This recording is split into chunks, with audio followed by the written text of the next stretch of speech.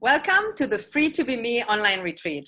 I'm your host, Sonia Bueno de la Torre, and I'm excited that you're here again for another great session. And I'm excited to introduce to you today #1 best-selling author. She's an expert when it comes to relationship, love.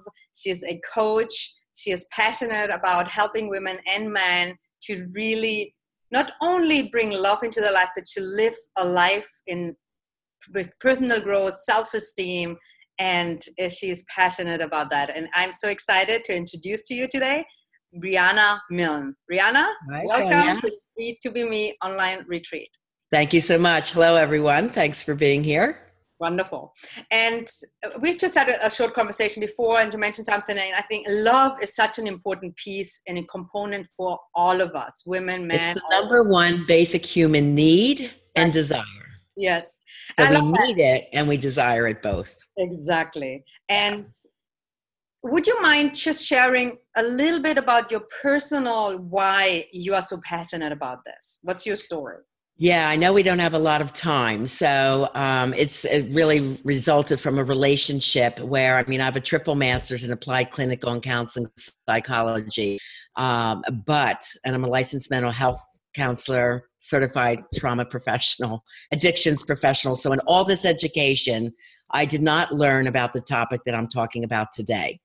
That relationship led me on a search to why did he do what he did and gave up so much that he had. And I couldn't figure out the personality type and what made him do this. So it all comes down to how childhood trauma impacts an adult in life and love. And this was not written in any textbooks. It took me 2 years of research. And this is the information that I coach professionally one-on-one in my VIP programs or on my online school. So 9 out of 10, research finally came out on this from the Kaiser Permanente group in San Diego that shows 9 out of 10 people suffer in life and love. And it's due to childhood traumas. So that's what I'm talking about today.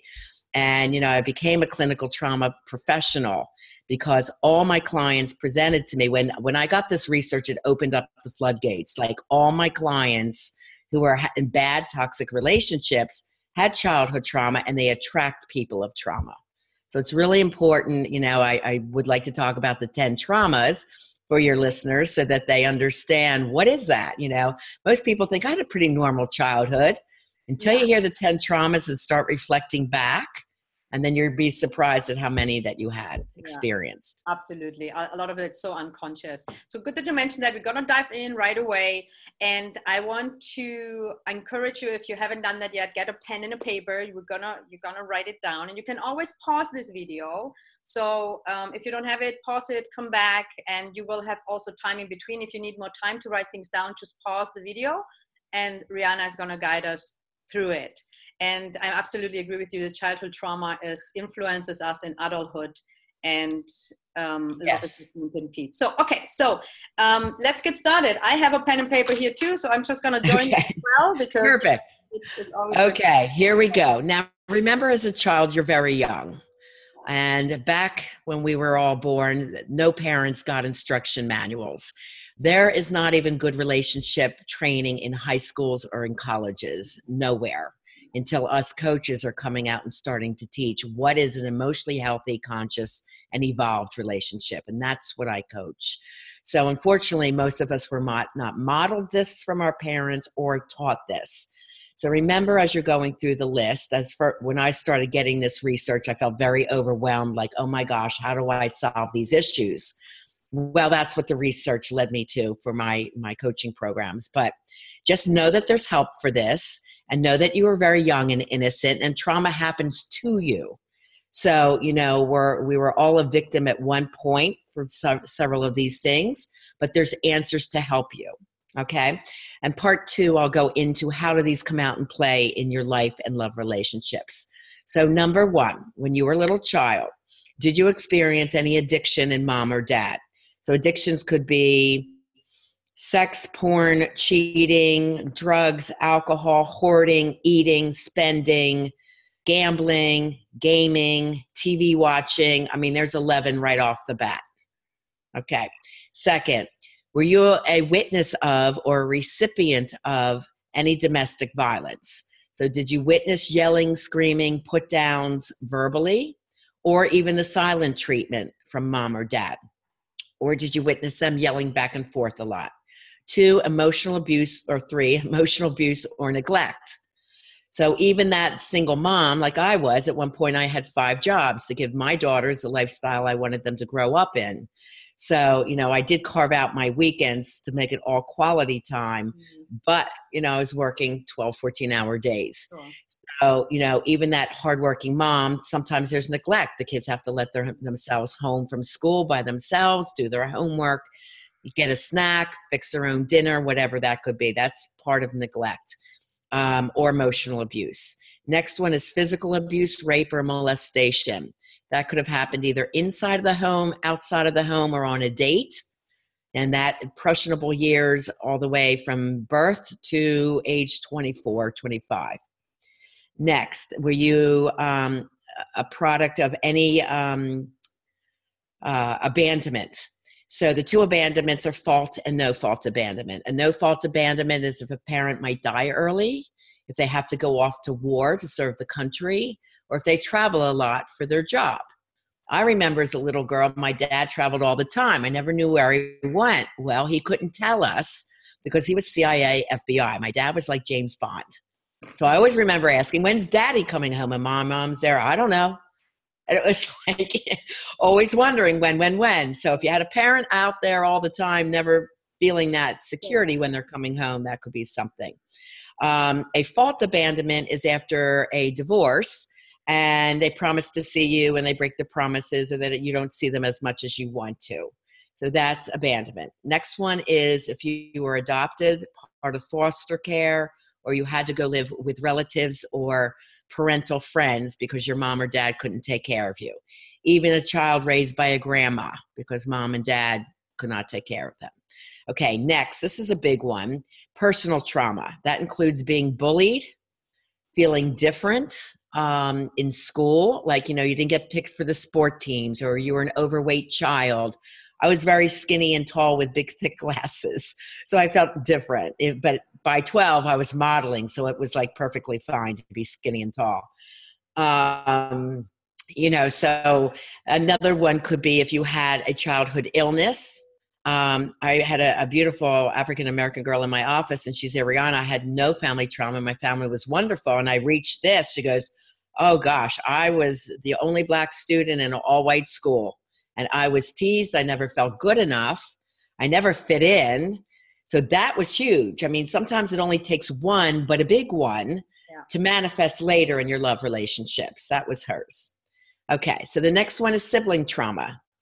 So if your sibling was born with a complication, I was in Vegas last week speaking on trauma, and one of the girls after my keynote came up to me and said, Riana, I didn't think I had much of that, but when you said sibling trauma, my brother was born with a liver disease. He was sick his whole childhood. Then my mom gave part of her liver, so she became sick. She goes, I had no attention paid to me. So that was huge for her. It also could be if your sibling was the golden child. They were favored because they had something special. They were the super athlete, or they were super smart and you were the average child, or they were particularly pretty and you were a little bit more average in your mind. That's all sibling trauma. The next one is family trauma. This one has become huge, even in the past 3 months. Talk about the California fires, the hurricanes that came through Florida, where I live, Texas, Puerto Rico, all these homes demolished, where you can imagine how trauma-wise this is for an adult. Can you imagine the little children losing their homes, their schools, all their possessions, their toys? I mean, little people can't absorb that amount of trauma. So community trauma, the Vegas shootings, all our communities that are impacted by mass shootings. This has become very huge. Also, if there's a loss of home by the mortgage crises, look how many people were forced out of their homes 2008-9. So it leads to distrust and ongoing anxiety. Anyone that comes to me with trauma usually has this underlying ongoing anxiety all the time. That could also be an incarceration of a parent. family trauma, moving a lot. I have people that come from military families. They move every 4 years. So these poor kids have to get used to a new school every 4 years. I don't know why the military does it, but it's very disruptive on the kids and the families. And then the last one is if a parent had a mental health issue. The two worst are borderline personality and then bipolar, which is like depressive. Borderline is you never know what you're going to get. I describe it as Dr. Jekyll, Mr. Hyde personality. Their social persona is very loving, outgoing, confident. And then their hidden personality, Mr. Hyde, is, a monster at home. Yeah. So anyone that has a mom and dad like that, very hard to grow up with. And then there's narcissism and others that I talk about in my book. So there's like 19 of them I talk about in my book. But the person, the mental health issue is a big one too. Okay, great. And when you write it down, and I'm very, very conscious of this, often what you said in the beginning, like you think, oh no, my childhood was good, I don't have any trauma, but having this here to really see, okay, yeah, I had that, and it only takes one to be a big one. Yeah. Yes. So the audience that just did that, and they have some yeses, some no's, so what would be the next step for them? Well, I am giving away a gift to talk to people that feel they have trauma is impacting their life. But let me talk about different ways it can impact your life. So, for example, there's a lot of successful people. I can name one in politics right now, but I won't say the name, who grew up with an alcoholic father, very docile mother who was verbally, emotionally abused. Grew up not allowed to play, had to work 7 days a week, ended up growing up to be an incredible entrepreneur. And yet the love component was not really successful. Part of that is people who are successful in business get their ego gratification, and it's not unhealthy. It's healthy ego gratification for being successful in business and helping others. So they very often become altruistic or, volunteerism, because their ego is fed enough, love and attention that they didn't get as children. So this is why we have a lot of, I have successful women coming to me all the time. Riana, I'm booming in business, but I can't find love. Or when I find love, it's a toxic guy or somebody that's, always taking advantage of me. What do I look for? Relate to that, yeah. Yes. So that's a very common phenomenon. So how does this play out in relationships? Well, somebody who is controlling is someone that grew up not feeling good enough. So they probably had trauma 7, being bullied, not feeling good enough, or never hearing compliments from mom or dad, or they had a parent saying, you're no good, we don't need your opinion, and very often, and when I worked out of Atlantic City area, I saw most of the police officers in that area, all from childhood trauma, because they want to grow up to be heroes. See, their ego gratification comes through their work. So, that's very interesting. That's a position of control. So many people go for control when they didn't have control as a child. That's another one. There's a lot of drama and chaos going on in their home and they had no control over it. Yeah. So they grew up for a position in control. So that's another one. Yeah. Lying. Why does lying happen? And if you say to your partner, why do you lie all the time? That's not even important to lie about. Well, lying comes as a survival mechanism as a child. And this is where all these dynamics come from. Let's say the little boy coming home with an F on his test, scared to death he's going to be beaten if the test has to be signed by mom. So instead he lies, puts an A on the test, she signs it. It's like, wow, lying works. And then becomes an expert liar. Those that manipulate, let's say men that manipulate, they may not have had any accolades or comments at home. Their mom might have been drinking every day or not loving, disconnected. And he goes into school and learns to charm his female teachers. So he gets love through females that way, by being charming and manipulating. They also could be the class clown, going for humor to be popular at school. Little girls often go in to be the bright students, getting the A's, even hoping to please mom and dad when she brings the test home, or at least to get some love and respect and attention from the teacher. So it's really amazing how what happened when you were younger comes out as an adult. Yeah. Another one would be people pleasing. Women do that a lot. You know, And they people please if mom and dad were fighting or they were upset. And, you know, they'll go out and try and clean the home and help mom out, or, but that one is very common amongst yeah, females. that's a very big one for women, and especially the theme of about free to be me, like free to be yourself in the world, and Yes. especially as a woman to be authentically who you are. The trauma from the past totally, of course, influences us, and you know, like for our audience, that you know, like a woman that feels that way, to be aware that it's not necessarily something that happened now in your adulthood that is preventing you from authentically being yourself.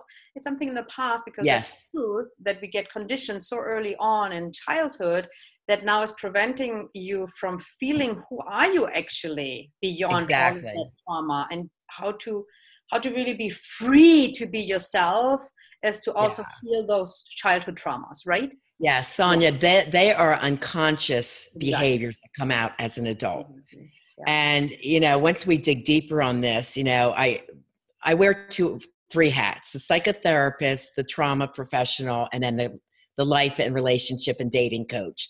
So we examine the past so you understand why you do what you do, and then we bring you into the now and then propel you forward into the life that you want, very consciously. So no longer are they just flying on impulse, which a lot of kids of trauma do. Yeah. Plus, there's a lot of lack of trust.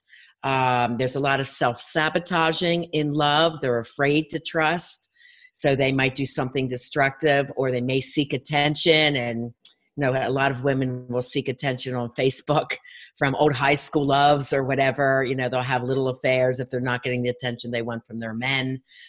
So there's a lot of sabotaging behaviors going on. So we make the unconscious totally conscious. And when things come up, we start talking about, okay, where did that come from? You know, why did you do this? What wound, or, you know, we call it childhood coping mechanism, do you think this is coming from? Exactly. So as a child, this was survival, but as an adult, it's sabotaging.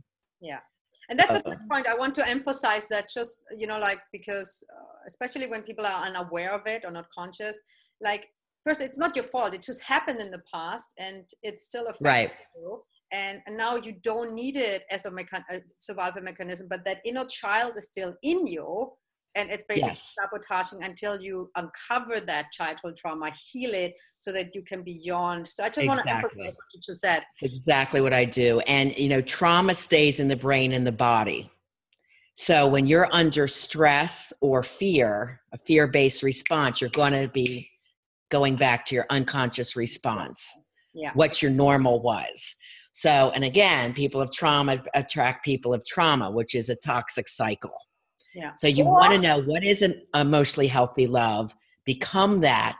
And then part 2 of my program is, you know, that love component.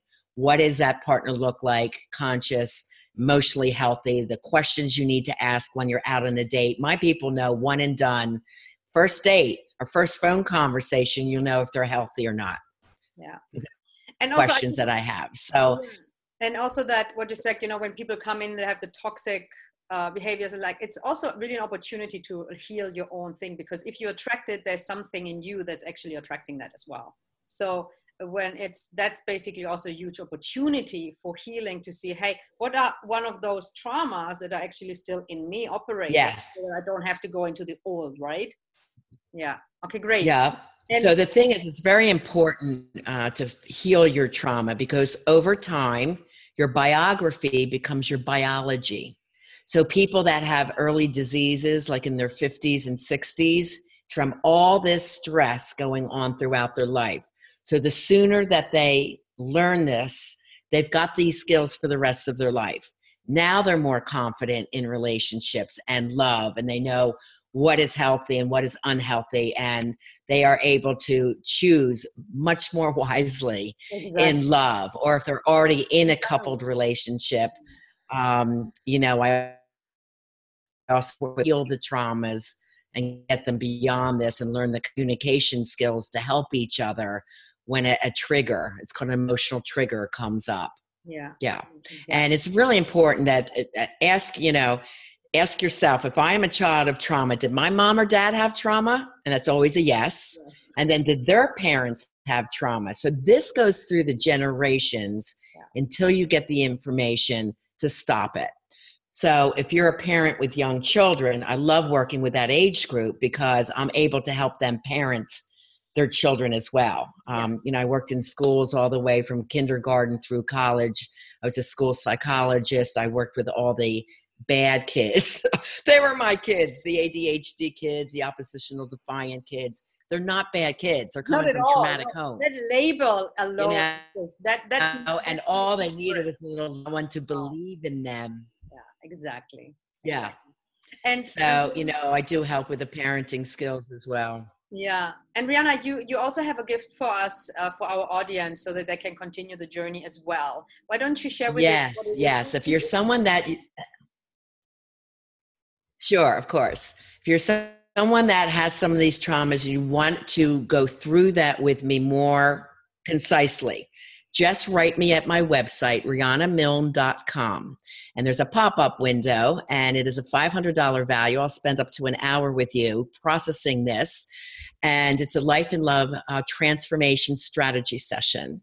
So just reach out, tell me you've heard me on Sonia's program. And also, there's free downloads to each of my books: Love Beyond Your Dreams, Break Free of Toxic Relationships to Have the Love You Deserve, and Live Beyond Your Dreams, From Fear and Doubt to Personal Power, Purpose, and Success. And they are written to go together. One's about life, one's about love. And So love, I think that'll be without helpful. love and love without life, that just really go together. Okay, wonderful. So Yeah, the link they is go also, together. yeah, there's no separation, right?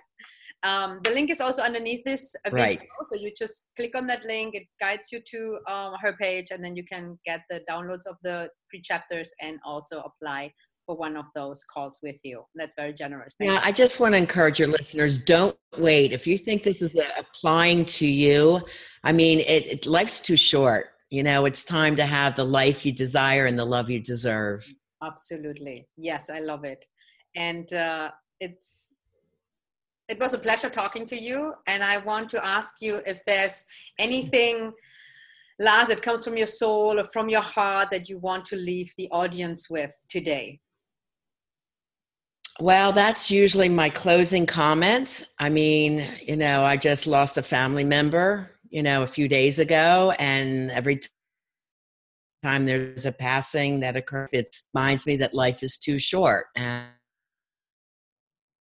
And you want to live a happy life, something that most people have not examined because, again, there was no research on it until recently. I'd like to help. I'm trying to get the message out around the world that there is help for childhood trauma. You don't have to suffer with this any longer. It's fabulous. On my website, you can read about all the transformations of my clients, or join me on my Facebook page, Coach Riana Milne. And if I can help you, I'm here to serve you. Thank you.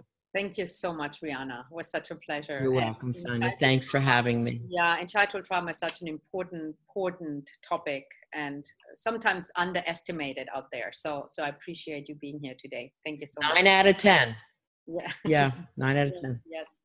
And thank you for being here and watching us. It was a pleasure having you. I wish you a fantastic rest of your day. And remember, life is too short. You don't have to suffer. You can make a change at any moment. You have always a choice. Thank you so much. Much love. Yes, thank you.